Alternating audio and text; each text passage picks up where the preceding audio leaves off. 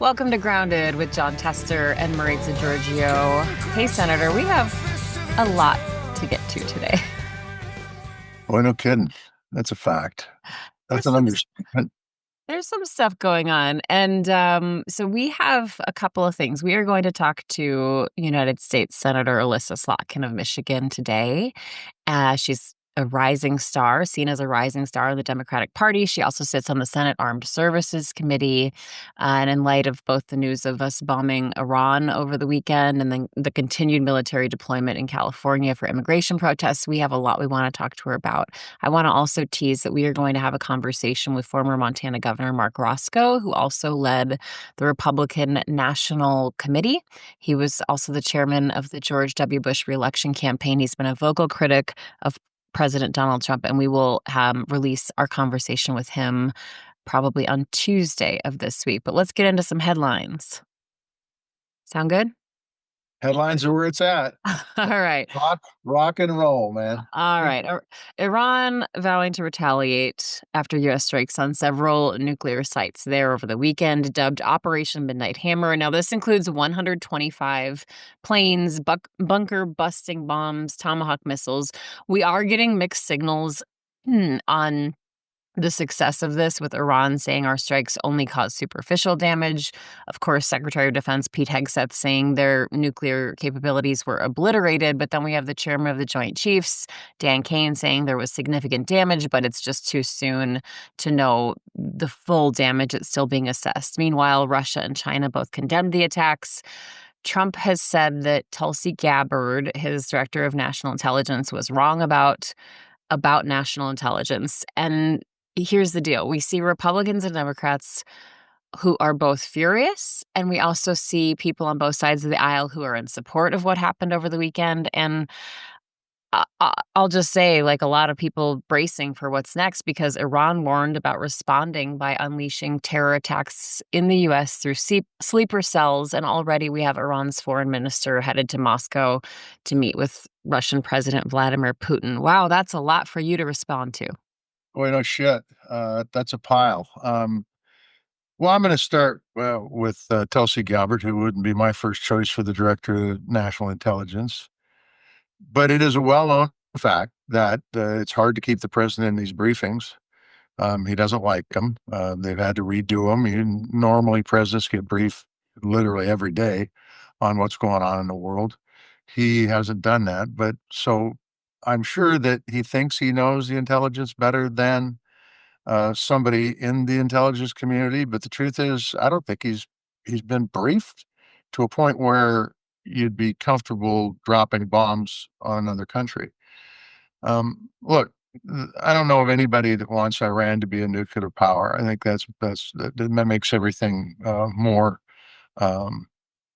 fragile, uh, has more potential of blowing up. But it really didn't have to be like this. There was a agreement in the Obama administration called the JCPOA that would have stopped Iran from getting a nuclear weapon. That was ripped up in Trump's first administration. Shortly after Trump took office, they brought up a bunch of crap that wasn't true, but they ripped it up. So this is entirely predictable, except for the fact that when President came in his second term, President Trump, he said, you know what? We're going to try to negotiate another JCPOA. We're going to try to negotiate another agreement with Iran, which, by the way, was the right direction to go, because it's always better to negotiate than it is to drop bombs. Unfortunately, then, when they were in the cusp of potentially getting an agreement, which is what everybody has said, they were 3 days away from having another negotiation sessions with the Iranians. Benjamin Netanyahu started bombing, I believe, because his political future was at risk. He has said for 15 years, and there's plenty of documentation of this, that Iran is on the cusp of having a nuclear weapon. So to do it right now doesn't make any sense, especially with our intelligence saying that they really hadn't made a decision to move that direction. So there was an opportunity here, but I think the president was led by Bibi Netanyahu to bomb Saturday night, our time, middle of the night over in Iran, to bomb. And now we're in a situation where they may close the Straits of Hormuz, where a high percentage of the world's oil goes through. It is shown that the United States has been a little bit reactive instead of thoughtful, which is also dangerous. It shows China to be the good actor in all this because they're sitting back going, come on, guys, let's use a little patience. Let's be a little more, controlled in all this. And so I just don't know that we need to be here. But we're here. And now we're worried about sleeper cells, we're worried about dirty bombs, and we're worried about all sorts of stuff that could happen in this country. Look, bottom line is nobody wants Iran to have a nuclear weapon. But the truth is, I think there was better ways to go about this. And I think the United States is being led around by the nose by Bibi Netanyahu. And I think that's very dangerous. I've seen some speculation saying that the moves by Israel would have also backed a President Kamala Harris into a corner as well, and that this is very complicated and no doubt bad actors in Iran and no doubt human rights violations, all kinds of offenses. But yeah, there's just a lot of question about how this went down and a lot of people asking about the constitutionality of it. We have Republican Representative Tom Massey saying this is unconstitutional. Of course, the president took aim at him on Truth Social. And the deal is that there are certain rules, right? Like Congress hasn't officially declared war since 1942. It did pass the 1973 War Powers Resolution. So basically, if there is an emergency, the president can use military force without congressional approval, but the president must notify or brief the Gang of Eight within 2 days, 48 hours. And that means party leaders in both chambers and on the intelligence committees on both sides of the aisle. Trump here only talked to the Republicans. And here's a name you probably remember, Senator. Representative Ronnie Jackson told Fox News that Trump didn't have to notify Congress because we don't have trustworthy people in Congress, especially on the left side of the aisle. If you give information to Democrats and those Republicans who oppose the president, you might as well put the Ayatollah on the phone as well. What do you think about that? Let's go back to your first one. And that said, with the approval of a war by Congress, if there is an emergency, the president can act unilaterally. There was time here to get Congress's approval. And I'm not even going to address Ronnie Jackson because Ronnie Jackson has his own problems. The fact of the matter is that's what the law says. You need to get congressional approval unless it's an absolute emergency. This was not an absolute emergency. There was an opportunity to go to Congress. There was an opportunity to build public support for this. There was an opportunity to let people know what you're intended to do. But the fact of the matter is they wouldn't have been able to do it because there isn't public support for this. And I'm sure there's a lot of churning and burning on the right side of these news stations coming out talking about how this is a good thing. But I'm going to tell you, as I started out, Marisa, we didn't have to be in this position. The president had the right plan. How many times have I said that? But he had the right plan to go in and negotiate a peace agreement the same way the Obama administration did. Whether the agreement was better or worse than a JCPO, we did not know. But the truth is there was an opportunity to negotiate a peaceful settlement where innocent people didn't need to get killed and billions of dollars wouldn't have to be spent by the American taxpayer on bombing runs. And so that's the whole thing. These guys can throw out their garbage about who's trustworthy and who's not trustworthy. That's bullshit, and that's what that is. The fact of the matter is that you go out and you follow the law. And the Constitution is clear. This is Congress's job. It's not the president's job. It's Congress's job unless there's an emergency. This was not an emergency. Okay. I don't have time to get to our next headline, so let's enter the Senate. Let's let the senator into our chat here. There she is. Holy shit, look at that. Wow. Did I they haven't ever seen let that insignia for some time, man. That's pretty cool. did they ever let you in that room? They would never ever let me use that, you know. They wouldn't let me use that US Senate stuff, Alyssa. They just said, "Hey, you're a dirt farmer from Montana. You don't rise to this standard." That's total bullshit. We found this studio. It's like on a weird corner of Hart. We use it every week. We reserve it. It is a yeah, there we go. So the guy is coming in my ear and he's like, Senator Tester has been here before. Yeah, well, I have, but I can't admit to it now. So you can tell him I can't admit to it. And by the way, I want you to look at Maritz's background, and Yep. it's not artificial, it's real. And mine, and all three of us have real background. The difference is that yours actually is professional. Ah, that's right. That's right.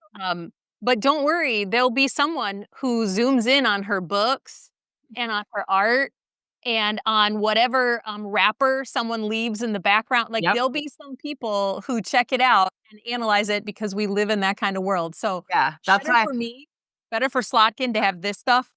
That's all. I got you. I'm with you. I mean, I think it speaks well of you. I mean, you are no longer a rookie. You're no longer a junior senator. You're right there with with all the guys and gals Uh-huh. that Oh are yeah. Oh, Senator, it's so great to meet you. yeah. I'm Marie, so we really appreciate this, and we'll get right to it. We have so much to get to, but thank you so much for joining Of course, us. thanks for having me. Anything for the former senator who I wish was here every day. It would be really Um, helpful, John. If you, we're here every day, I think about it. you're way kind, and it would have been a pleasure to work with you. There's no doubt about it because I've been watching what you're doing. Before we get into Maritz's tough questions and my easy ones, Well, hold on. I, Do you want to introduce her really quickly, like I do officially? want to introduce Okay. her. She is the I would say new senator from Michigan, but not really new anymore. She's got 6 months under her belt. She's a seasoned veteran.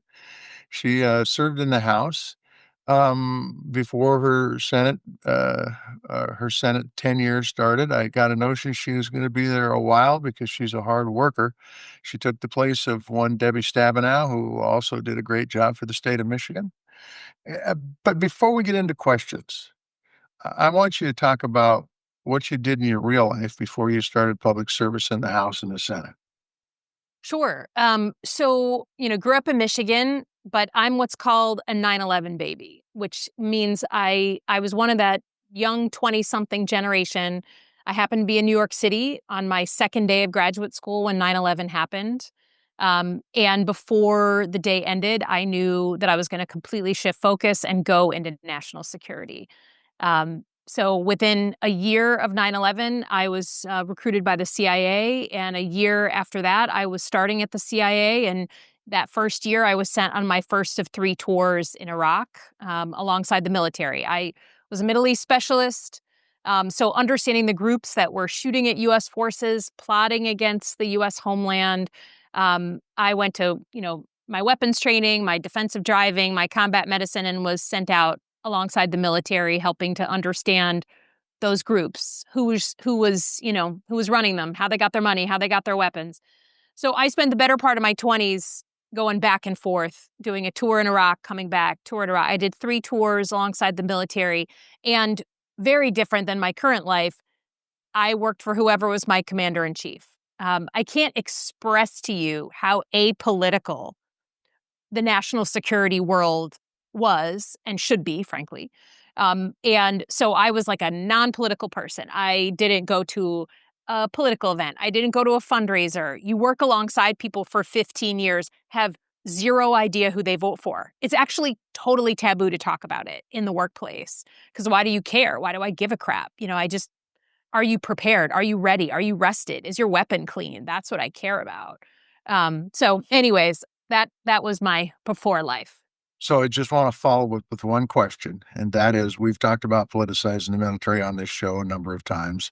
You were in the CIA, which is part of our national defense. Why? Why is it dangerous to politicize our military or the CIA? Why is that a bad thing? Well, first of all, let's just, swear an oath to protect and defend the Constitution, not one any particular party. Literally similar, very similar to the oath that George Washington took. It's one of the most sacred things in our American life. But secondly, you just never want. I mean, for a country that has its origins in rebelling against a foreign military on our soil. You never want the American people to fear their own military, to question the intentions of their own military, to think that the military is being used by one political party to carry out, political revenge against another party. That starts to take us from sort of a country that believes, whether we agree with everything or not, that our military is there to protect us. And now people start to see it as an adversary, as a problem. And to me, that's like the number one risk I'm concerned about what's going on in California and in LA right now.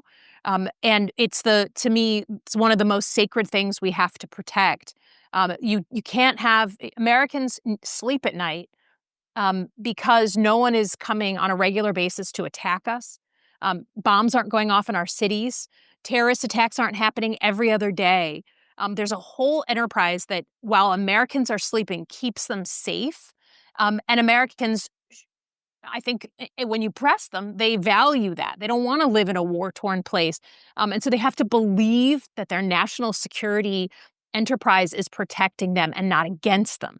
And that, to me, is the biggest risk of politicizing a military. So, Senator, you released a statement over the weekend, and you said, as someone who served in Iraq and saw up close the loss of blood and treasure over 20 years, I don't want to be embroiled in another drawn-out conflict, and neither do the American people. So I'm just wondering if you can walk us through. We know there's a lot of debate about what happened over the weekend, how it went down. Tell us how you see the events that unfurled in Iran this weekend. Well, look, I mean, again, since I was a Middle East specialist, my entire life, Iran has been an adversary, right? I was born in 76, 79, everything goes down. So they are a bad actor. And in my time in Iraq, I mean, I saw up close and personal their manipulation of militias in Iraq to kill Americans. I saw their attempts to plot against other countries. I saw them use ballistic missiles and acts of improvised explosive devices, rockets, mortars. I've had friends killed when Iranian weapons have landed in Iraq on our heads, not to mention the threat of nuclear activity. So they're not a good actor. So my experience on, this war is deeply colored by that experience, but also the experience of being in basically a 20-year forever war that was supposed to be really quick and really easy and kind of in and out. And so it's deeply complicated when a government you don't like, is on the receiving end of military action from people you don't trust, right? I don't trust that the Secretary of Defense can manage a cycle of escalation that can get out of hand. So it's difficult. I'll be honest, it's difficult. But I think the American people are so exhausted by war that they would like to know, at a minimum, that we're asking tough questions, that we're actually understanding the timing of these things. Was it a time and place of our choosing, or were others pushing us into it? What if they mine the Straits of Hormuz and shipping traffic can't get through? What do we do then? What if they hit us with ballistic missiles at one of our bases right now as we speak? The country of Qatar, the embassy has told all Americans to shelter in place in Qatar, right? Not in a war zone. So sometimes war can be controlled, oftentimes it can't. And I think my biggest problem with this activity is that A, basic questions haven't been asked and answered. B, Congress continues to just cede its role in engaging on issues of war and peace ever since the Iraq War, since that one went bad. And C, I don't trust that the actors who are in charge, who've got their fingers on the dials, are actually thinking through the risks of escalation. And so it's a deeply concerning time. You said that you expect a full classified briefing on these strikes. I mean, have you had any word that that's going to happen? Do you think it will happen? Um, I hope so. It's interesting that there are both Democrats and Republicans asking for this. I assume that the leadership of the Armed Services Committee is beating down the door to get this. Republicans are the chairman of these committees now. But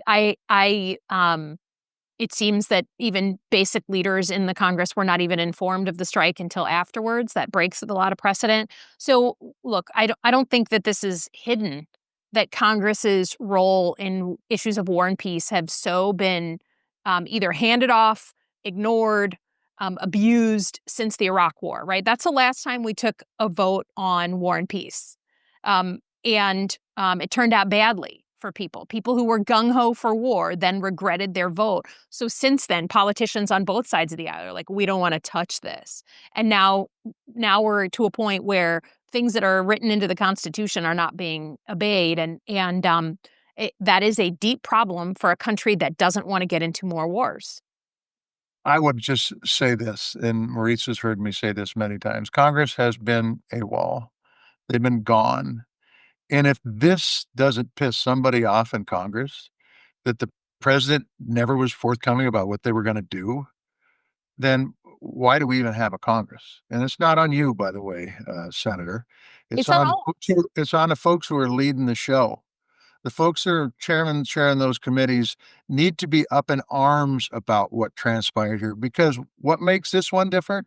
I mean, they never asked for permission from Congress, but what makes this one different is there wasn't the kind of information delivered, the classified information to the folks in leadership positions on these committees.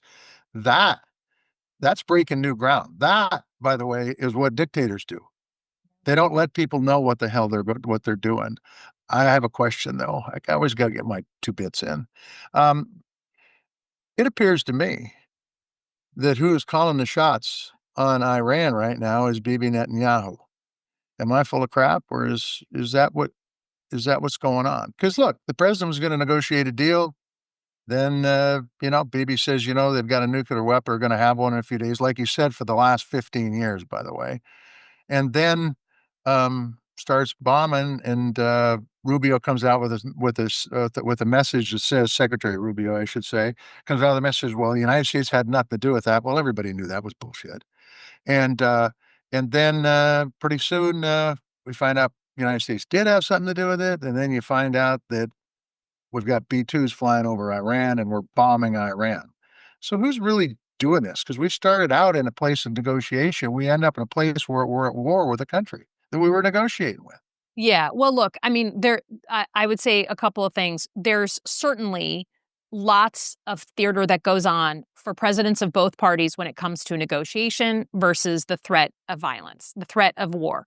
And so I have seen and used in with Democratic presidents and Republican presidents. You're in the middle of a negotiation. You start beating your chest. Well, if the negotiation doesn't work out, I'm going to take action as a negotiating tactic. So that's not the first time I've ever seen that used. I think history is going to tell us a lot more about how these events went down and the timing of these events. I don't personally have any knowledge of it, but it is clear that the region has fundamentally shifted since October 7th. It is clear that Mr. Netanyahu feels the need to use this moment. It is clear that he has gone after Iranian targets like Hezbollah in Lebanon. They've lost Syria. Their air defenses were gone around Tehran. It's a moment of real weakness, and he, I think, decided that he was going to use that moment. It is also not the only moment when he has tried to drag an American president into a war against Iran. This time, it resulted in strikes. The history books will tell us how this really went down. But I think for the president, he made a decision that if he was going to be deciding to do this, he had to look in command, and he was going to say that it was a time and place of his choosing. History will tell us if that is actually accurate. I do not know. But what is different about this president is it's changing by the hour, right? We want peace, we want war. We want peace, we want war. Maybe that's a tactic that sounds mostly just like Donald Trump on any issue. I think the central organizing factor for him is what makes me look strong and what makes me look weak. And it doesn't matter if I have to shift my ideology in order to look strong. That's what I'm going to do. And I will be interested to know if that perception played an important part in this conflict. So do you think, like, we've seen a lot of conflicting messages around this, right? And we have people saying we are at war. We had the vice president saying we're not at war. So straightforward from your background, are we at war? I think we're going to find out in the next couple of days. I think certainly the United States has engaged in a lot of strikes that are one-off or two-off. Other countries have engaged in strikes that are one-off and two-off, including Iran.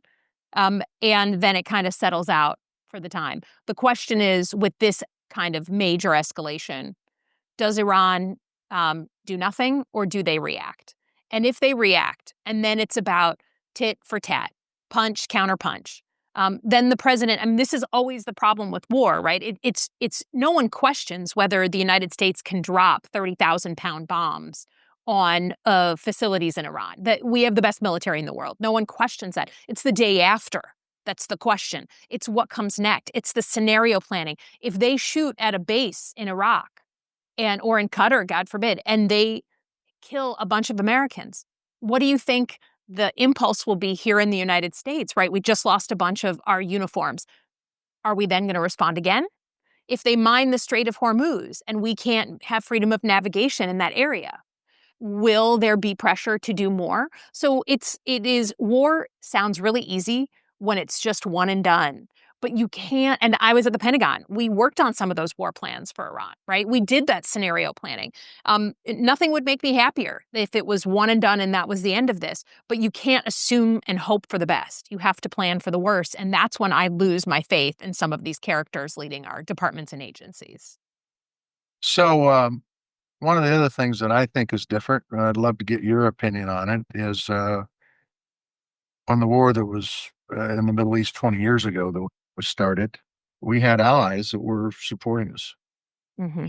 I haven't heard a lot of allies stepping up, and I think part of that has to do with the very first couple of weeks this administration was office. J.D. Vance, the Vice President of the United States, went to the G7 and called all of democracies the problem in this world, and that Xi Jinping and Vladimir Putin were the good people, which is total crap, by the way, and unfortunate that he thinks that.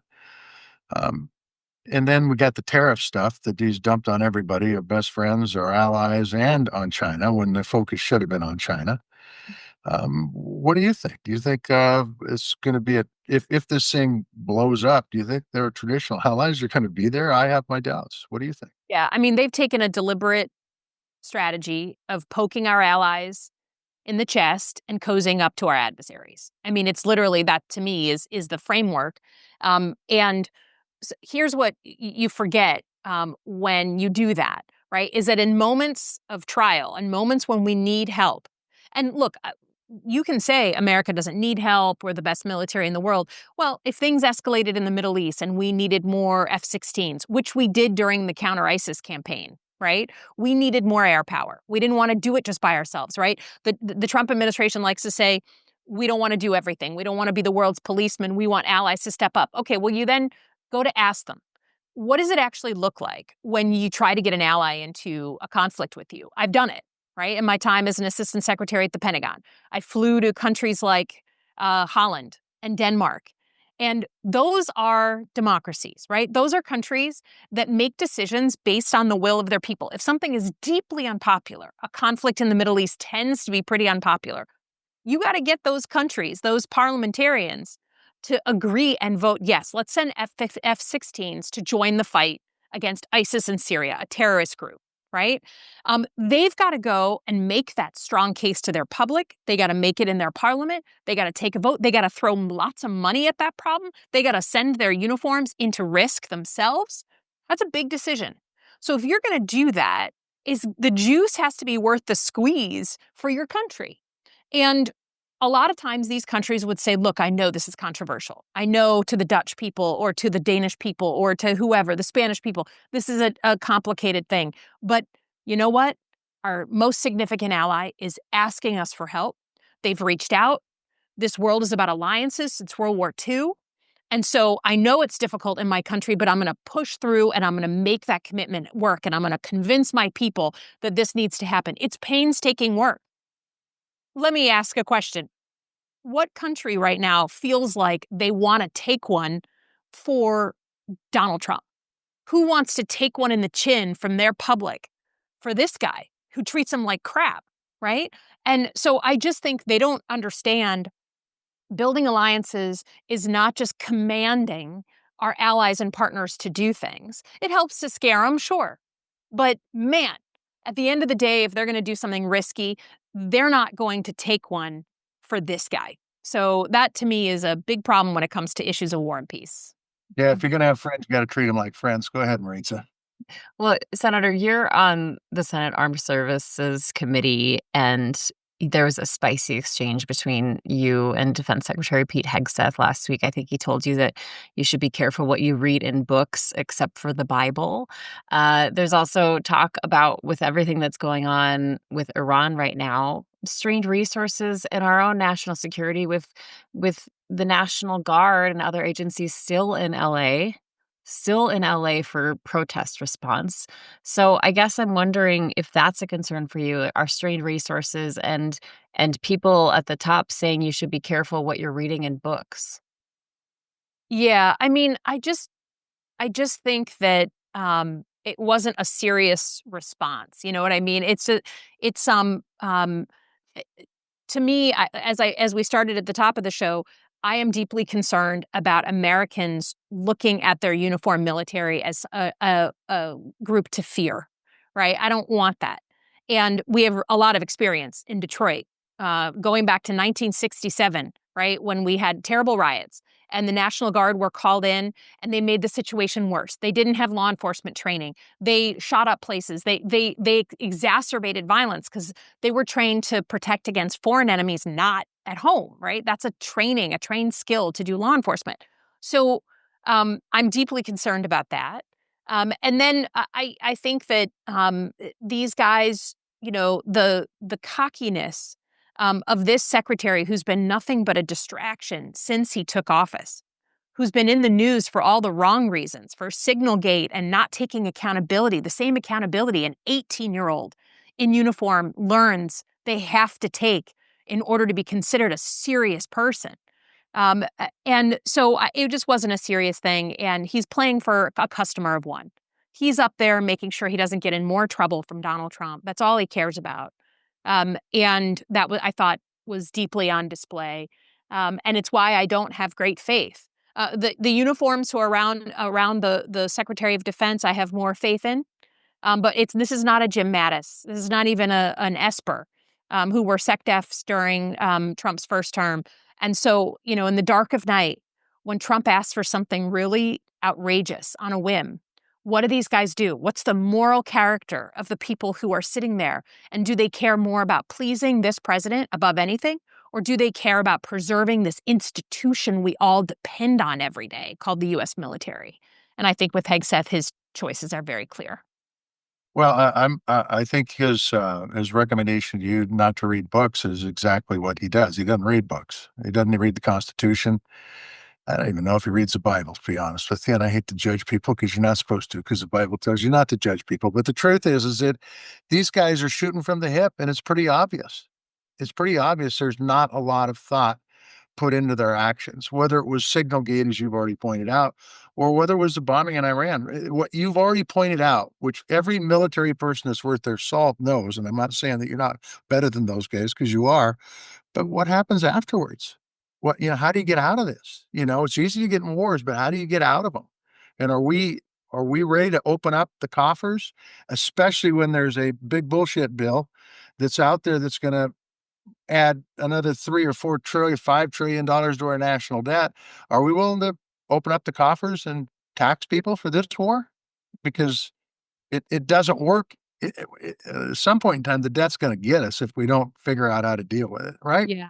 I think that's one of the biggest problems, and I'm going to be talking about this later this week. I'm giving a speech on Thursday. One of the biggest problems with how polarized our country is that when we're constantly pendulum swinging between extremes, we can't actually get rational people in a room to have the tough conversations on our future, right? There's a lot of things we can fight about that are meaningless, but something like the debt and deficit, right? Or the future of AI, artificial intelligence, and how we grapple with that. Um, how we deal with a changing economy so that more and more people aren't left behind. Those are the big muscle movements we should be focusing on.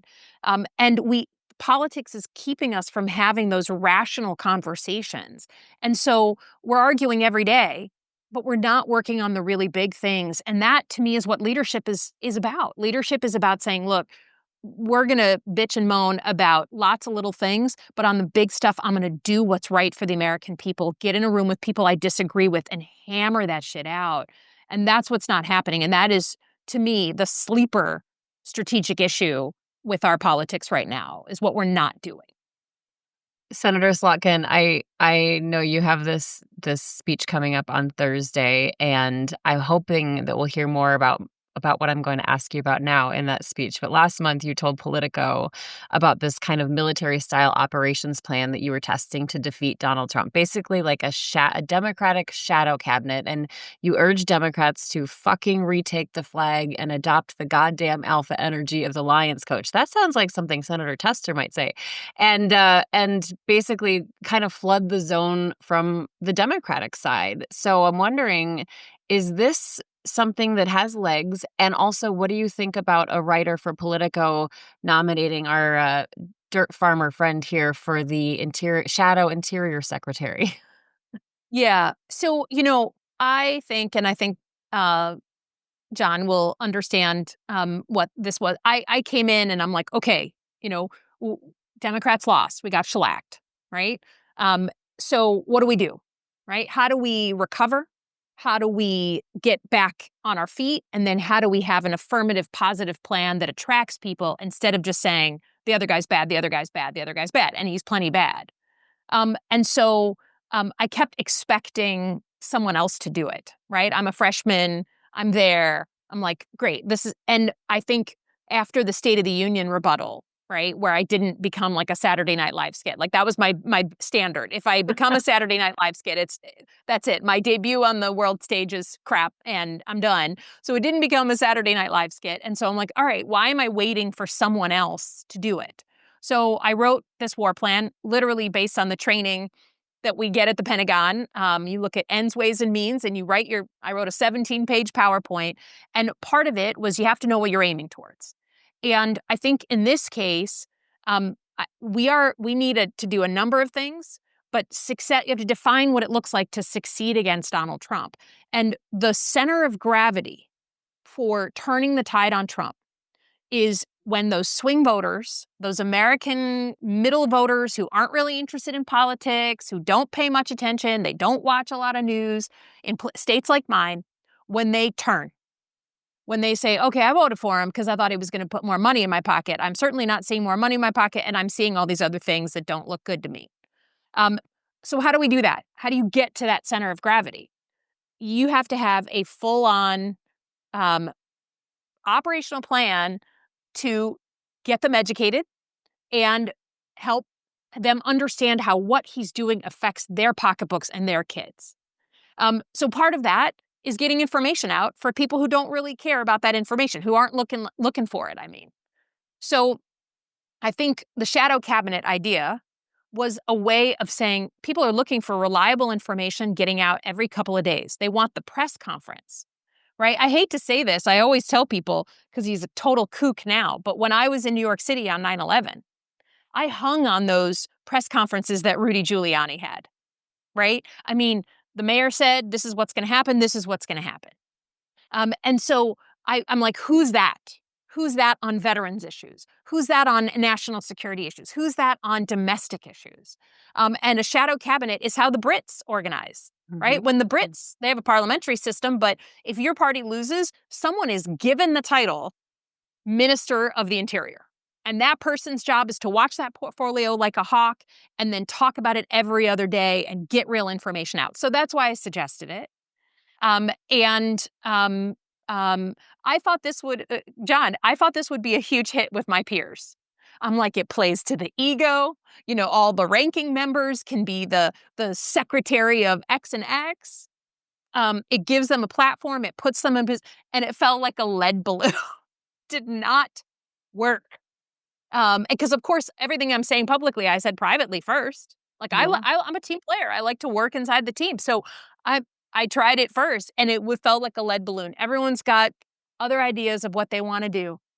And so then I said it publicly, and I think it was great that John got an honorary position. It's open, it's vacant. But in theory, why I thought senators should bite is because they have staffs, they have a whole team that can help do the work. And I still think it's an important idea to get clear, coherent, truthful information out every couple of days on issues people really care about. So I just want to back up. I think it's not me being Secretary of Commerce or Interior or whatever the hell it was, but I think it was a really good idea. And look, I haven't spent a lot of time in Washington D.C. since the 3rd of January, but I've been all over the damn country. And I can tell you that if there's one thing I hear consistently from everybody that's out there, these are progressives, they're conservatives, everybody that's out there, is that the Democrats need to stand for something. People don't know what the Democrats stand for right now, and that's just what you were talking about. Grab a hold of issues. There is an issue right now that should be grabbed a hold of by the Democrats, and it has to do with taxation. And you never win a races on taxes. I get that.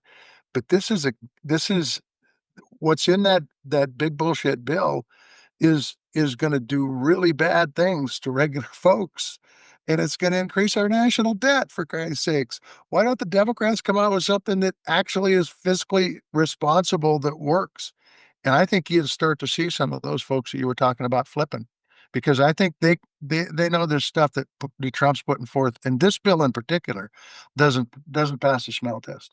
Yeah, well, I think part of why I'm doing this speech on Thursday is I'm so sick and tired of being at events and people being like, "What do Democrats stand for?" Right? The vision.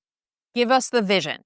And I'm like, okay, I'm a freshman just still figuring out, like, I just got moved into my new office and got new carpet, right? Like, I'm new, but I'm going to lay out as a Michigander, as a Midwesterner, right? Someone who's from one of those states that goes back and forth. I'm going to lay out to you what the practical, reasonable people of Michigan want as a vision. And I have a pretty good idea that that would be useful um, to other parts of the country besides the Midwest. And look, it can fall like, again, another lead balloon. I do not care, because I think it's the responsibility of leaders to put out that vision. And while I'd love to be doing it as a coherent, cogent party thing, um, we are clearly still on our heels since the election. And so in absence of that coherence, I'm going to at least put something out. So I would just tell you, after being there, whether people want to admit it or not, part of this is I think you've got a good idea. I think you've got a good idea about putting out a platform that Democrats can run on and potentially win on. Whether I agree with everything in it or not doesn't matter. I think it's a good idea. I think the problem is you're a freshman senator. And Jesus, that freshman senator shouldn't be coming up with these ideas, man. The people that have been there for 15, 18, 20, 30 years should be coming up with these ideas. When the fact is that the strength of our caucus has always been the new people coming in and saying, the way this has been working ain't been working. And by the way, it ain't been working. And so maybe we ought to try something different. And so I applaud your efforts. Well, applaud them when they work. Well, Senator Slotkin, I know that we have exhausted our time with you. I have so many more questions I would love to ask you. So I hope you will come back with us and we can talk more about, women in politics and leaders and all of that. Youth in politics, I will say as well. But if you want to catch the remarks, it is this Thursday, Senator Elissa Slotkin with the Center for American Progress, and it's at noon Eastern, and we will link to that through our Substack. We thank you so, so, so much for being with us. Before Thanks you so leave, much. I have one other question for you, Senator. Do you have any connection with Minnesota whatsoever? I Um, mean, besides the senators you serve with, is there any connection with Minnesota? I do have a connection with Minnesota. Is it bad or good? It's very good. Oh, shit. Do All you? right. What is it? What is it? So when I did a study abroad program in college, I did it through a University of Minnesota program, and I came for a semester and studied at University of Minnesota, and I loved it. And some of my closest friends still from that time are my closest friends today. So Minnesota, I mean, it's no Michigan, but It's good Midwestern stock. See, But it's good to be a second string Golden Gopher, is what you're saying?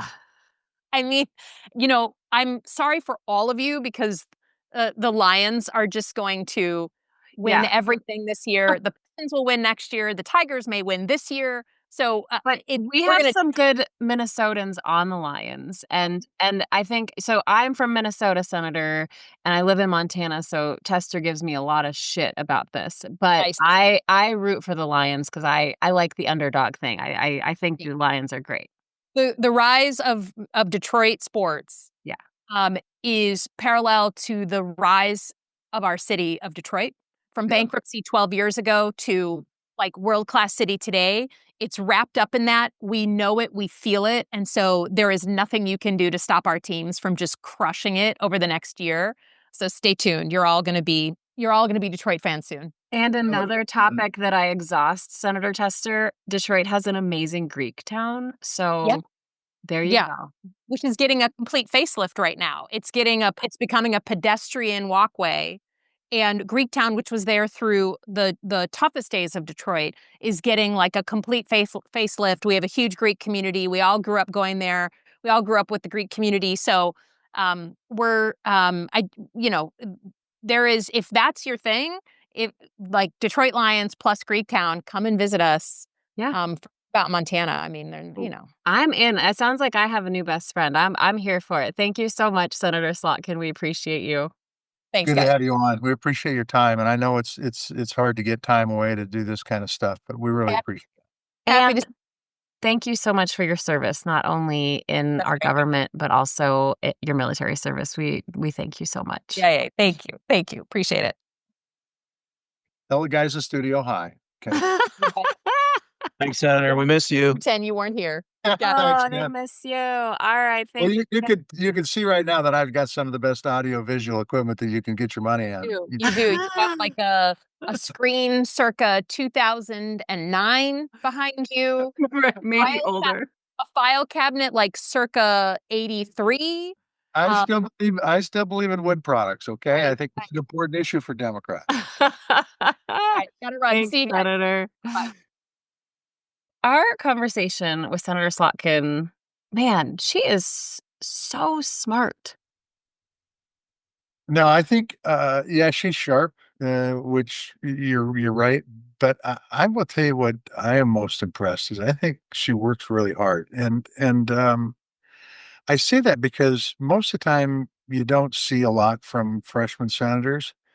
But man, I see her out there moving and grooving and doing some stuff, and I think it's really important. And I think that if there's one thing that I would be critical of of of the Senate in general, but the Democratic caucus too, is she can add a lot, and I hope they're listening to her because quite honestly, she hadn't been here that long, and she's got a real connection to the people she represents that are very, very important in a state like Michigan, as they are in every state. But she has a perspective that I think can help a lot. So, Yeah, I yeah. mean, is that just I guess for me, I just think of like, what's the United States Senate? I know there are rules and I know there's ranking and I know like that stuff matters and your offices and all of these things that come into play. But I just feel like if you're one of 100 United States senators, whether you're junior or senior, like you're in the United States Senate, you should be able to express your ideas without saying, "Oh, that's cute, junior senator." Well, you can, and I don't mean to downplay that ability. You can play in any sandbox you want, United States Senate. But the truth is that the longer you're there, the more respect you get and you move forward. And I guess that's human nature. I mean, if you've got an employee that works for you, the longer they're there, the more responsibility you give them. But in her particular case, I think she's got an incredible skill set that at this moment in time can be incredibly valuable. And I would have said the same thing about Senator Duckworth. I would have said the same thing about Senator Kelly. They have a skill set right now that is really important because of their past experience. And I think you got to tap into that if you're part of leadership, and you got to tap into it. And you got to use it, and you got to give them You got to give them the latitude to be able to go out there and work hard and make mistakes and also be successful because they ain't going to make many mistakes. Okay, so you are wearing a hat that has blue font that says Hawaiian cornflakes. I know you're going to make fun of me for not knowing what that means, but No, you shouldn't. You I should don't not. know what that means, so let's This hear. time you should not know what this means.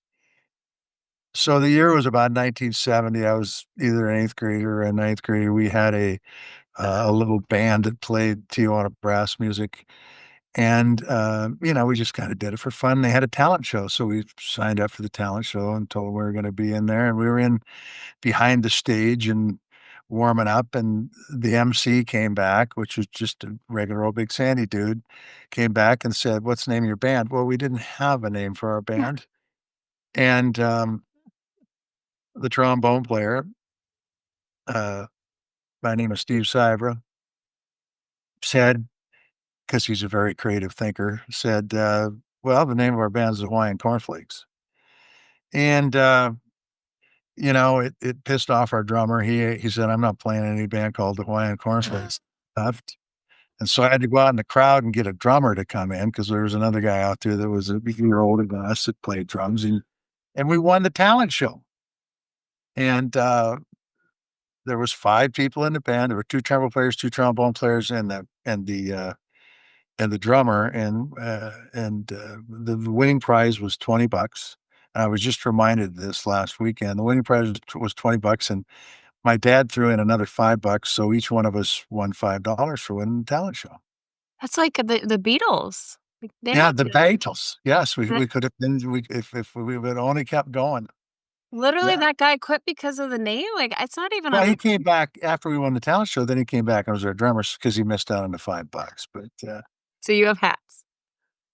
so my buddy Steve Cyber was telling his dentist about this. He lives in Seattle now, and his dentist went out and made 2 hats, and he's got one and I got one. So there you go, Hawaiian cornflakes.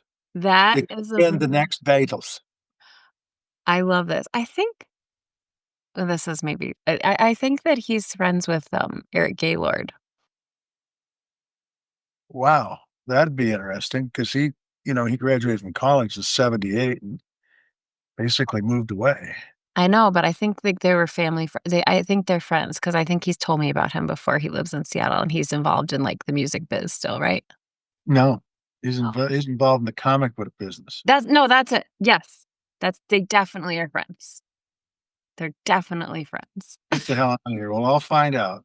I'll find Well, that's, so the Hawaiian cornflakes, we will look for their triumphant return on the world stage. I don't think that's gonna happen, but we can You look have for it. hats? You already have merch? I mean, Yeah, this is a but thing. Okay, so we would like to thank our guest, U.S. Senator Elissa Slotkin of Michigan, for coming on and chatting about the state of the world with us. We'd like to thank our friends at Pearl Jam for letting us use their music. We'd like to thank all of you for tuning in and joining our Substack and doing all the things, supporting us. It's just really amazing to have such a great community here with us. And you can find us on Substack, Blue Sky, Instagram, I don't know, all kinds of places. You can email us at groundedpcast@gmail.com. Did I forget anything, Senator? no, you didn't. I'm Thank glad you. to see you put a collared shirt on for the senator. Yeah, I did. Yeah, Did Charlotte yell at you? first class. No, no, no, no, no, no. This is all my doings, On your I'm a own. clothes horse. I'm a clothes horse. All Howdy right. ho, everybody. Thank you. Talk soon.